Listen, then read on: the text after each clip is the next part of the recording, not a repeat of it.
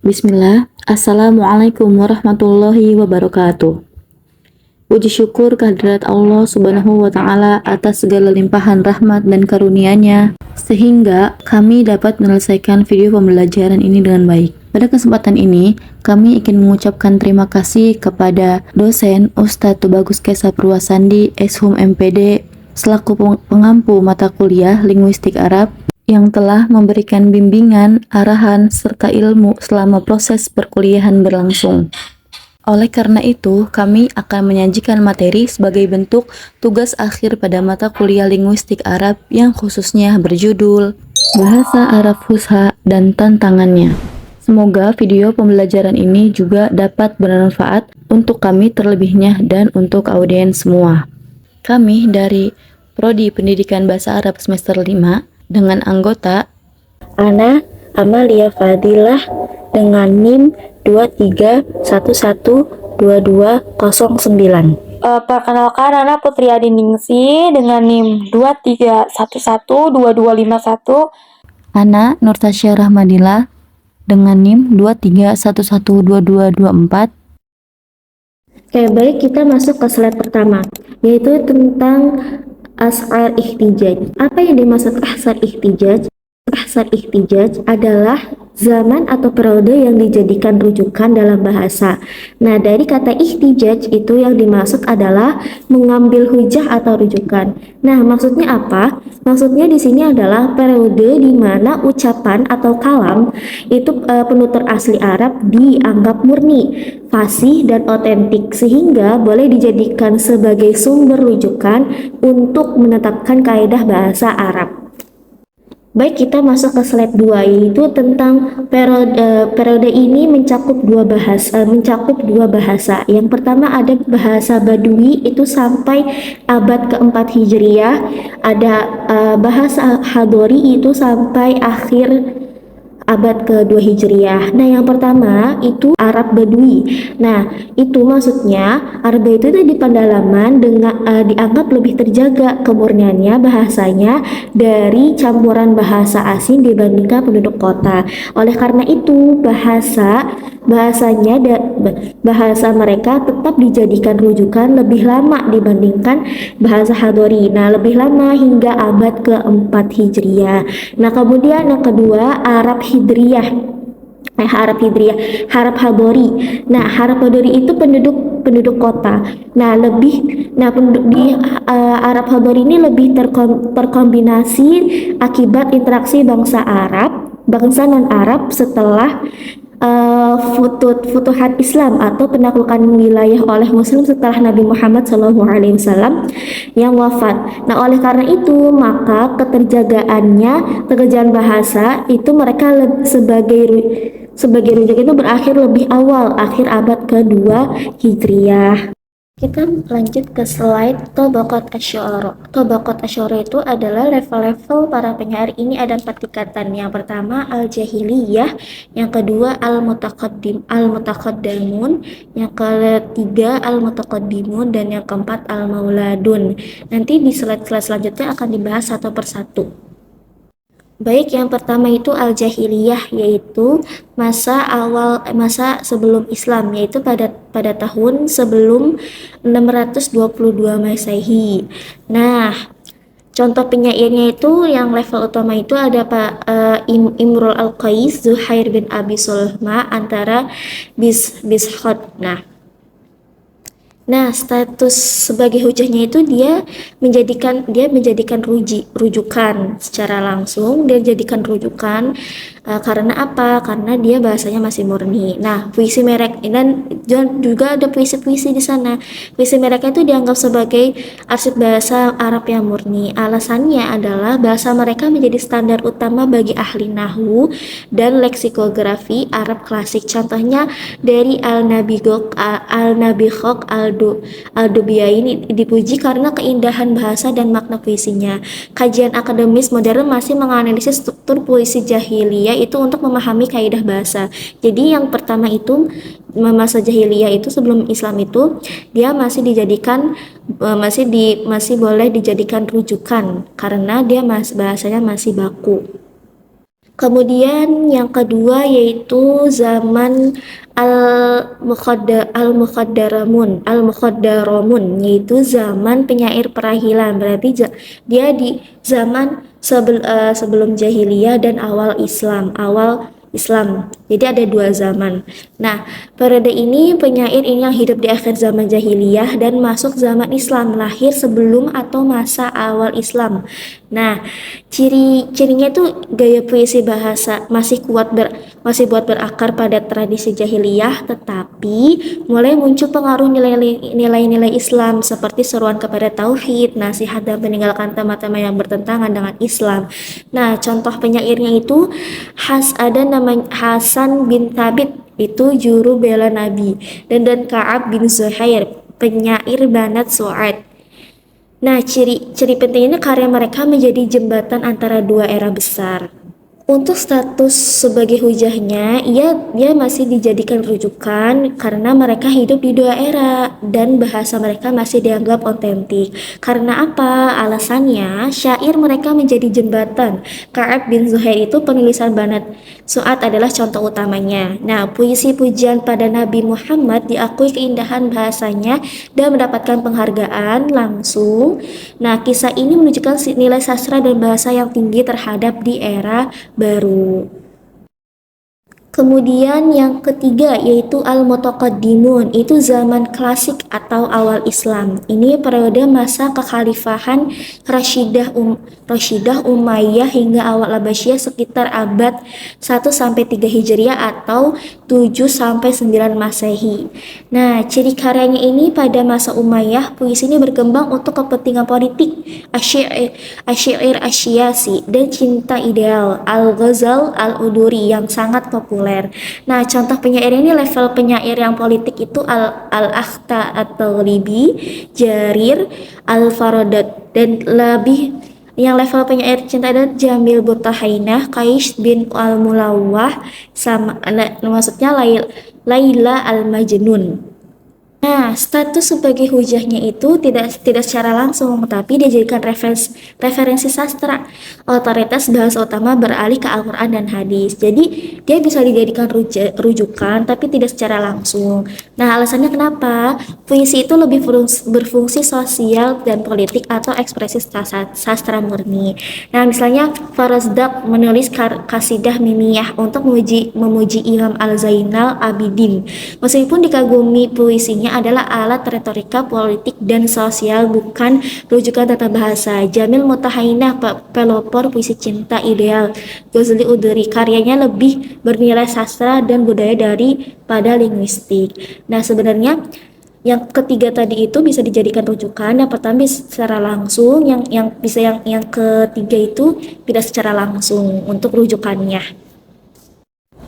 Nah, untuk yang terakhir, yang keempat yaitu Al-Mualladun, yaitu zaman modern awal. Nah, periodenya ini puncak hingga akhir kekhalifahan Abbasiyah sekitar abad 3 sampai 5 Hijriah atau 9 sampai 11 Masehi. Nah, ciri karyanya itu gaya baru Al-Badi yang sangat menekankan orisinalitas, majas, metafora kompleks dan kosakata yang lebih halus. Temanya juga lebih beragam. Contoh penyair itu ada Basror Ibnu Burd, Abu Nuwas. Terus kalau misalnya ada juga Abu Tamam Al-Buhturi dan Al-Butanab, sering dianggap puncak puisi Arab klasik. Untuk status sebagai hujahnya itu dia tidak bisa dijadikan rujukan dan tidak bisa dijadikan hujah. Karena apa? Nah, karena ahli bahasa sudah memiliki memiliki tetap dari penulis sebelumnya. Karena misalnya karena alasannya penyair seperti Abu Tamam dan Al-Mutanabi itu lebih dihargai karena inovasi gaya metafora kompleks dan kedalaman filosofis. Nah, karya mereka adalah puncak seni, bukan contoh bahasa murni yang dijadikan patokan gramatikal. Jadi, yang terakhir itu batasan bahasa Arab murni, karena dan yang keempat itu dia tidak bisa dijadikan rujukan karena pas yang tadi syair yang tadi itu dia bukan untuk bukan untuk bahasa yang murni, tapi untuk gaya atau metafora yang kompleks dan kedalaman filosofisnya. Tadi kan kita sudah menjelaskan tentang empat tingkatan tadi. Nah, apa sih hubungannya dengan al-ihtijaz al-asri al-ihtijaj? Yang pertama hubungannya adalah itu penanda periode ya. Maksudnya adalah klasifikasi penyair ini secara praktis mendefinisikan batasan periode ihtijaz adalah era di mana para penutur masih menghasilkan bahasa yang murni dan fasih. Nah, dan yang kedua yaitu sumber rujukan. Nah, periode ihtijaz ini adalah masa di mana bahasa yang tiga kelompok ini, yang pertama tadi, yang al-jahiliyah, al-mutaqaddimun, al-muqaddamun, itu dianggap otentik dan menjadi sumber primer bagi para ulama bahasa untuk menyusun kaidah nahwu dan sorof, atau menyusun kamus mu'jam, atau menetapkan standar kefasihan. Dan yang ketiga hubungannya adalah batasan akhir. Nah, kelompok keempat ini al-muwalladun, yaitu menandai berakhirnya al-ahsar al-ihtijaj. Jadi al-muwalladun itu berakhirnya al-ihtijaj setelah masa mereka bahasa Arab yang hidup di masyarakat ini mulai banyak terpengaruh dan tercampur jadi tidak lagi dianggap murni dan tidak dipakai sebagai dasar aturan untuk bahasa. Jadi karena yang tadi kan, karena dia batasan akhirnya juga disampai di al-muwalladun yang di tahun 9 sampai 11 Masehi kalau nggak salah. Nah, sekian dari Ana tentang al-ihtijaj al-ahsari dan tobikot, maksudnya level-level para penyair. Ada 4 tingkatan tadi kan, ada al-jahiliyah, al-muqaddamun, al-mutaqaddimun, sama al-muwalladun. Oke, tadi sebelumnya kita sudah dibahas tentang bahasa sama dialek. Jadi Ana ulangin lagi. Nah, bahasa itu kalau di zaman dahulu berarti lisan. Nah, kalau zaman sekarang berarti lugoh. Nah, jadi zaman sekarang lisan itu menjadi artinya lidah yang di bagian anggota tubuh. Nah, yang kedua dialek. Dialek di zaman dahulu biasanya nggak dibilang lugoh. Nah, kalau untuk zaman sekarang dialek itu disebutkan biasanya zaman sekarang itu lahjah. Biasanya lahjah asriyah, musriyah. Nah, itu. Jadi ulangi lagi, berarti zaman sekarang berarti dinamakan bahasa itu lugoh, dan di zaman sekarang dinamakan lahjah. Dan di sini Ana akan melanjutkan pembahasan tentang fashohah, fasihah, dan fushah. Oke, kita lanjut ke pembahasan pertama, yaitu fashohah. Fashohah lugotan al-bayanu wa zuhuru. Jadi, secara bahasa, fashohah yaitu jelas dan terang. Jadi, ibaratnya kayak gini. Sungai dengan air yang jernih, dan kita bisa melihat dasar sungainya dengan jelas. Begitupun juga bahasa yang fasih. Pendengar bisa langsung menangkap maksud pembicara tanpa perlu berpikir keras. Nah, dalam ilmu balaghah, sebuah ucapan dikatakan fasih apabila maknanya jelas, lafaznya indah, dan tidak membingungkan pendengar. Adapun kefasihan itu dinilai dari 3 sudut pandang, yaitu yang pertama, fashohah al-kalimah, yaitu kefasihan kata. Kemudian yang kedua, fashohah al-kalam, kefasihan kalimat. Dan yang ketiga, fashohah al-mutakallim, kefasihan pembicara. Oke, kita lanjut ke slide yang pertama, yaitu ada fashohah al-kalimah. Jadi, fashohah al-kalimah ini, kata tersebut harus enak didengar dan benar secara aturan. Suatu kata dianggap fasih jika terhindar dari yang pertama, tanafur al-huruf, yaitu kumpulan huruf-huruf yang sulit diucapkan. Contohnya seperti al-hu.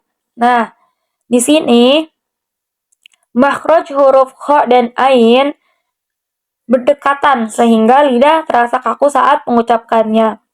Kemudian yang kedua, mukhalafah al-qiyas yaitu menyalahi aturan tata bahasa. Dan yang ketiga, al-ghorobah. Jadi menggunakan kata yang sangat asing atau jarang dipakai. Contohnya takakatum. Takakatum di sini artinya berkumpul. Nah, kata ini sangat asing dan jarang digunakan dalam percakapan normal orang Arab. Kemudian yang kedua yaitu fasahah al-kalam. Jadi setelah katanya bagus, susunan kalimatnya juga harus sempurna. Dan kalimat yang fasih harus terhindar dari yang pertama, tanafur al-kalimat. Kalau jika slide sebelumnya itu tanafur huruf, yang ini tanafur al-kalimah. Itu susunan kata yang sulit diucapkan. Kemudian, du'fu at-ta'lif. Jadi susunan kalimat yang lemah atau tidak sesuai dengan kaidah. Dan yang ketiga, at-ta'qid lafzi wa ma'nawi. Yaitu kerumitan yang berasal dari susunan kata yang membingungkan, yaitu secara lafaz, dan kerumitan yang berasal dari makna kiasan yang sulit dipahami. Ini secara makna. Dan yang ketiga, fasaha al-mutakallim. Ini adalah kemampuan yang dimiliki penutur untuk berbicara dengan ucapan yang sesuai dengan maksud yang diinginkan dan diungkapkan dalam konteks apapun. Jadi, orang yang memiliki fasaha al-mutakallim, dia mampu merangkai kata dan kalimat yang fasih untuk menyampaikan tujuannya dengan sangat baik dalam situasi apapun. Oke, lanjut slide selanjutnya yaitu al-lughah al-fasihah. Jadi, sebuah dialek atau bahasa Arab disebut fasihah jika memenuhi 3 syarat berikut. Yang pertama yaitu al-lughatul lati tamma jam'uha wa tadwinuha, yaitu bahasa yang dikumpulkan dan dibukukan. Ini merujuk pada proses tadwin. Bahasa ini merupakan hasil dari proses pembukuan oleh para ahli bahasa terdahulu agar kaidahnya tetap terjaga. Para ulama terdahulu pergi ke pendalaman untuk mencatat bagaimana suku-suku Arab asli berbicara, dan hasil catatan inilah yang disebut dengan bahasa yang fasihah. Oke, yang kedua yaitu fi zamanin naqa'il lughawi. Bahasa ini diambil pada zaman di mana orang Arab belum banyak berinteraksi dengan orang non-Arab. Dan pada masa ini, lidah orang Arab masih murni. Belum ada kesalahan terhadap bahasa, dan biasanya batas masanya adalah sampai pertengahan abad ke-2 Hijriah untuk penduduk kota. Adapun untuk penduduk pendalaman biasanya lebih lama. Kemudian yang ketiga yaitu fil bi'atil arabiyyati mun'azilati, yaitu di lingkungan Arab yang terisolasi. Bahasa yang dianggap fasihah hanya diambil dari suku-suku yang tinggal jauh di pendalaman. Mengapa? Karena belum tercampur atau terkontaminasi oleh pengaruh bahasa asing. Nah, contohnya suku-suku seperti suku Quraisy, Uzail, Tamim, dan Tai. Jika sebelumnya kita membahas fasahah sebagai sifat atau kualitas kejelasan, maka al-lughah al-fasihah adalah sumber datanya. Jadi, para ulama tidak sembarangan mengambil rujukan bahasa. Mereka hanya mengambil dari suku-suku yang terisolasi di pendalaman karena bahasanya dianggap masih murni dan belum rusak oleh pergaulan dengan bahasa asing. Inilah yang menjadi fondasi utama bahasa Arab yang kita pelajari sekarang. Nah, teman-teman, selanjutnya yaitu al-lughah al-fushah. Nah, teman-teman, jika fasihah adalah standar bahasa yang murni, maka fushah adalah puncaknya. Poin-poinnya yaitu yang pertama, fushah ini adalah dialek yang paling fasih di antara seluruh dialek bahasa Arab.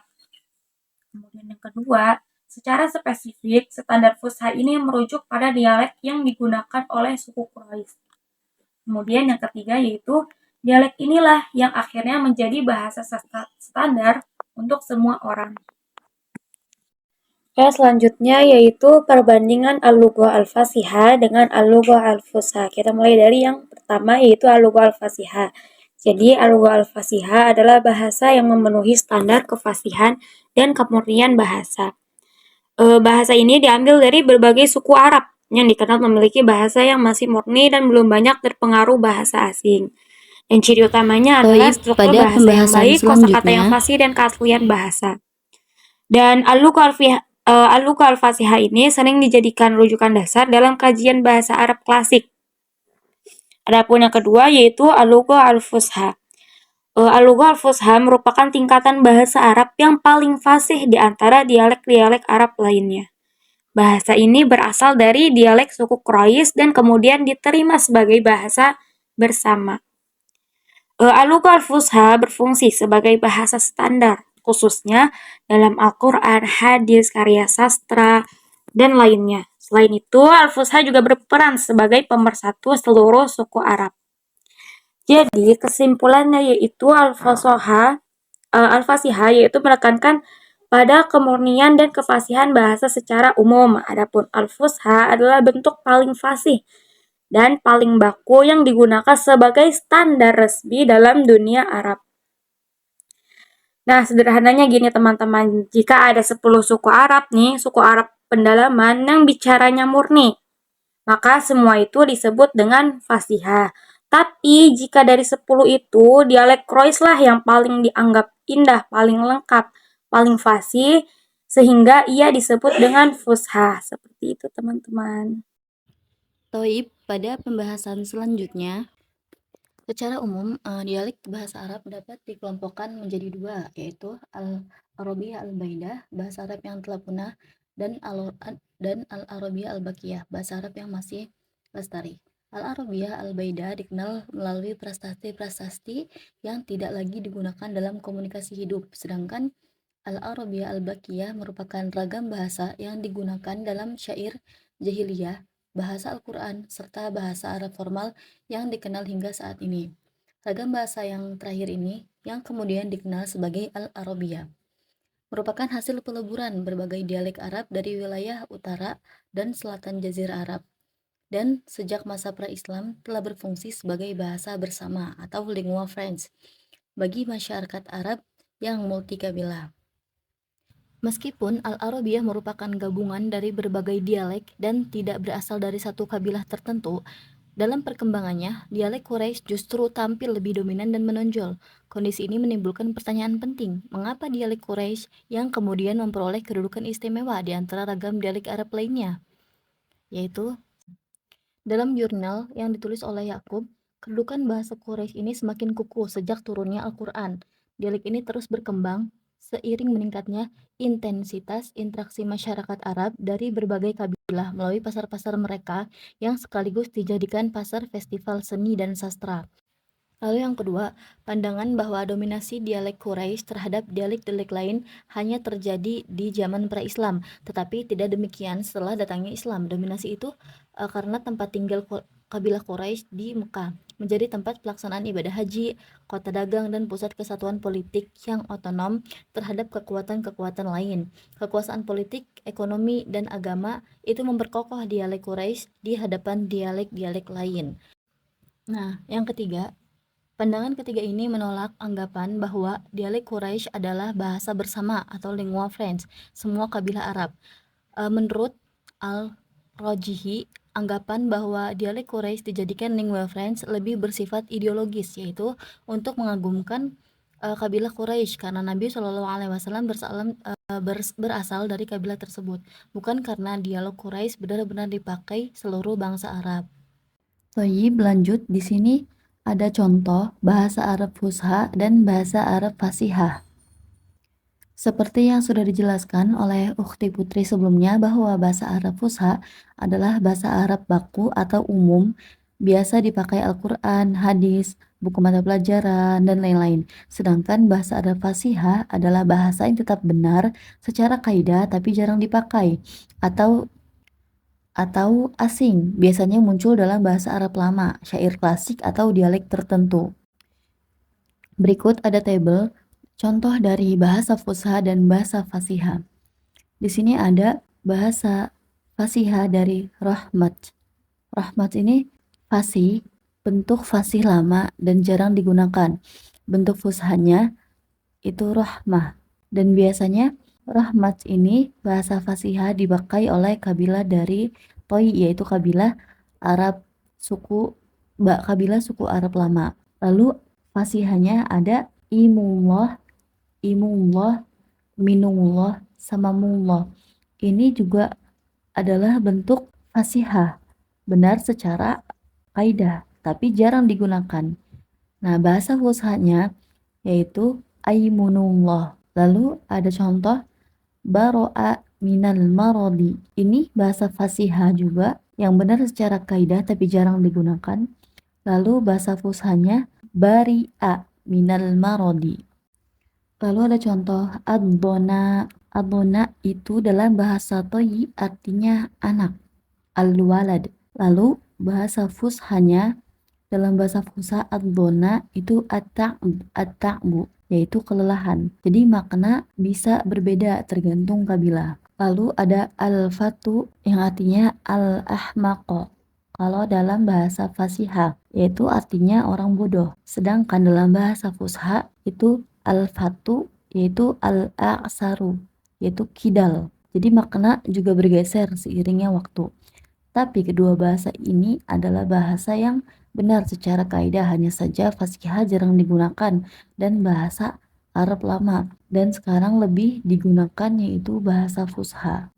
Toib selanjutnya di sini ada lughat al-Arab atau bahasa-bahasa Arab. Jadi bahasa Arab zaman dulu tidak hanya satu bentuk. Tiap kabilah punya cara bicaranya sendiri dan semua itu benar atau fasih pada zamannya. Sedangkan bahasa Arab sekarang atau fusha adalah hasil penyaringan dipilih yang paling umum dan paling mudah dipahami, dipakai sebagai standar bersama. Bahasa Arab zaman dulu itu berbeda-beda bentuknya karena banyak ragam kabilah seperti kabilah Hijaz, Tamim, Hudail, Toyi, Yaman, dan lain-lain. Nah, di sini ada tabel contoh-contoh dari lughat al-Arab. Di antaranya ada asyansyana. Asyansyana dinisbahkan kepada ba'du ahlul Yaman, sebagian penduduk Yaman. Yaitu ciri khasnya itu huruf kaf diganti dengan huruf shin. Contohnya labbaik Allahumma labbaik. Di sini dibaca labbaik Allahumma labbaik. Jadi ini kebiasaan orang Yaman lama yang mengucapkan kaf menjadi shin. Lalu ada al-aj'ajah. Al-aj'ajah dinisbahkan kepada kabilah Qado'ah, yaitu ciri khasnya huruf ya di akhir kata diganti menjadi huruf jim. Contohnya di sini ada aliyun dibaca alijun. Lalu bil asyiyi diganti dengan bil asyiji. Lalu ada al-kashkashah. Al-kashkashah dinisbahkan kepada kabilah Rabi'ah dan Mudhar, yaitu dengan ciri khas menambahkan shin setelah kaf pada dhamir muannas atau kata ganti perempuan. Contohnya alaiki menjadi alaikish, minki jadi minkish. Lalu al-watmu. Al-watmu di sini dinisbahkan kepada kabilah Yaman. Ciri khasnya itu huruf sin diganti dengan huruf ta. Contohnya pada kata annas menjadi annat, lalu al-akyas menjadi al-akyat. Contoh berikutnya, di sini ada sebuah kalimat beserta kabilah yang menggunakannya. Pada kolom pertama, dufnul banahu minal makromahi, di mana huruf ta diganti dengan huruf h yang biasanya digunakan oleh kabilah Toyi. Selanjutnya, hin fa'alta. Pada kabilah Toyi juga mereka mengganti huruf hamzah menjadi huruf h. Lalu akhrajaha mata kummihi, di mana pada kalimat ini min diganti dengan mata. Akhrajaha mata kummihi yang dinisbahkan oleh kabilah Hudail. Lalu dahabtu ma'hu yang dimana huruf ain di sini disukunkan yang digunakan oleh kabilah Robi'ah. Baik, di sini ada tabel yang menunjukkan perbedaan penggunaan kaidah di antara dua kabilah besar yaitu Hijaz dan Tamim. Di sini ada dua contoh. Pada kolom pertama, ahruf mudharaah atau huruf mudharaah, cara berbahasa kabilah Tamim sedikit berbeda dari segi harokat. Kalau Hijaz berbentuk fathah dan Tamim berbentuk kasroh, tetapi maknanya tetap sama, tidak berbeda. Lalu yang kedua ada harfun mim, di mana pada huruf yang didahului oleh huruf mim ini ada dua kabilah Hijaz dan Tamim sedikit berbeda. Pada kabilah Hijaz, mahadza basyaron di sini berbentuk mansub, sedangkan pada kabilah Tamim, mahadza basyarun berbentuk doma atau marfu. Di antara perbedaan ini tetap saja maknanya sama, hanya bentuknya saja yang berbeda. Toib, selanjutnya ada tantangan bagi bahasa Arab Fusha. Slide ini menjelaskan berbagai tantangan yang dihadapi bahasa Arab Fusha di era modern, baik dari sisi sosial, budaya, maupun pendidikan. Yang pertama, bahasa Arab mencegah kemajuan bangsa. Pendapat ini muncul karena bahasa Arab Fusha dianggap sulit dan kurang fleksibel untuk perkembangan ilmu pengetahuan dan teknologi. Lalu yang kedua, bahasa Arab adalah bahasa penjajah. Sebagian pihak menganggap bahasa Arab sebagai simbol dominasi budaya atau agama tertentu.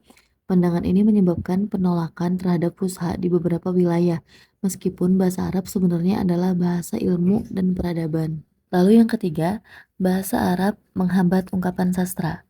Ada tanggapan bahwa Fusha terlalu kaku untuk mengekspresikan sastra modern. Akibatnya, banyak sastrawan lebih memilih bahasa Amiyah untuk karya sastra populer. Lalu yang keempat, aksara Arab sulit dibaca. Kesulitan ini disebabkan oleh bentuk huruf yang berubah-ubah serta penggunaan harokat. Hal ini menjadi tantangan khusus bagi pembelajar non-Arab. Lalu yang kelima, bahasa Arab Amiyah adalah identitas asli penduduk lokal. Bahasa Amiyah dianggap lebih mencerminkan identitas budaya masyarakat sehari-hari, sehingga Fusha dipandang sebagai bahasa formal dan berjarak dari kehidupan sosial. Yang keenam, menghidupkan kembali bahasa Amiyah. Karena alasan identitas dan kemudahan, muncul gerakan yang mendorong penggunaan Amiyah dalam pendidikan, media, dan sastra yang secara tidak langsung menggeser posisi Fusha. Lalu yang terakhir, i'rab tidak diperlukan. Jadi sebagian orang beranggapan bahwa tanda i'rab tidak penting karena makna tetap bisa dipahami tanpa i'rab, terutama dalam komunikasi lisan. Namun, dalam bahasa Arab baku, i'rab tetap memiliki peran penting dalam kejelasan makna dan struktur kalimat.